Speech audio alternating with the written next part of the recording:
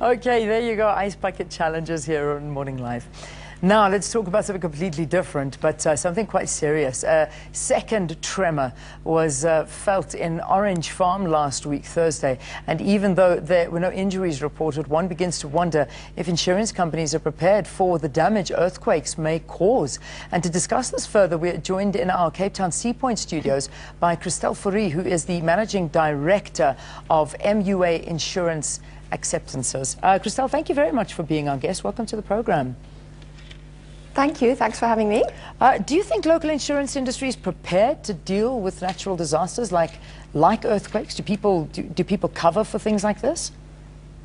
Leanne, it's such a fascinating topic. I mean, we've just heard about this big earthquake that hit America last night, California. So, you know, it's an interesting question because humans tend to forget, traumatic events quite quickly. And in South Africa, we've had a number of events. Recently, we've had the Joburg tremors, and then at the 60s, we had the big earthquake in Tulbagh. Are we ready? I think as an industry, definitely, I believe we are ready. South Africa's got a very vibrant and strong insurance industry. So for those people who have insurance, we definitely have the adequate protection in place to cover a big event. I think the question that you have to ask, though, is what about uninsured people? What we saw with the earthquake tremors in Joburg recently, many people who were affected actually had no insurance cover. So, how do you deal with that? And a further question is, even if you have insurance cover, not all insurance policies are created equal. So, for instance, you don't automatically have hail cover, which you would think you would have, and the same would go with earthquake. So you have to check your policy to make sure that you actually have the right cover in place. Yeah, that's the thing. I mean, I would imagine, especially when you live in a sort of a high risk area, that is a cover that you take. But when one sort of thinks of Johannesburg, or you think of areas here in South Africa, which we not necessarily high risk earthquake areas that previously you would never have ever thought that. I would have to go back into my policy and have a look. I don't even know if I've taken out earthquake disaster, and if you haven't, then you're not covered, obviously. Well, most policies cover you automatically, so you don't even have to ask for the cover, but it's very good to check with your broker whether the cover is in place.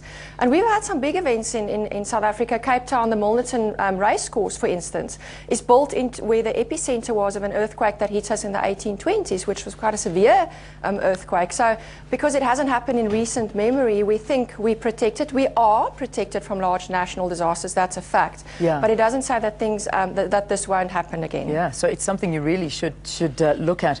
What about something, and it's a big debate, insurance companies covering something that could be considered an act of God? Do you cover something like that? And what would that fall into? What category would that fall into? Well, insurance is there to cover you against any major risk. An act of God would be a hailstorm. That's normally covered. It's just the problem that we have with insurance, in particular personal insurance, which covers your personal assets, is that it's so difficult for consumers to understand what are they covered for and what are they not covered for. So, as a general rule of thumb, if you pay less, you would normally have less cover. That's just how it works.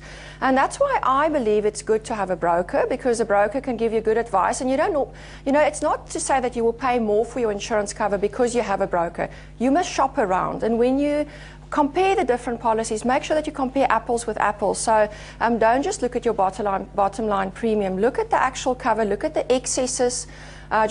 Completely out of earthquake now, but if you've got motor insurance, if there are driver restrictions, normally if less people can drive the car, your premium would be less. And unfortunately, you only find out something is wrong with your insurance policy after you've had a traumatic event. Then it's too late to try and fix things after the fact. So be proactive, check your policy, read it. It's a pain, but read it. Yes. And ask for advice. And how often should you review it? At least definitely annually. Once a year. Okay. Yeah, people don't even read their policies when they get it the first time. So, you know, then to blame the insurance company afterwards, it's really not the best approach to take. All right, thank you for the advice, Christelle Fourie, who's the Managing Director of MUA, Insurance Acceptances, talking to us about, you know, lately we've been finding ourselves having hailstorms, floods, even these earthquakes. Are we covered for them? Have you read your insurance policy? Perhaps it's a good day to do that. I really do think this could be the time. Let's take a break. We'll see you after this.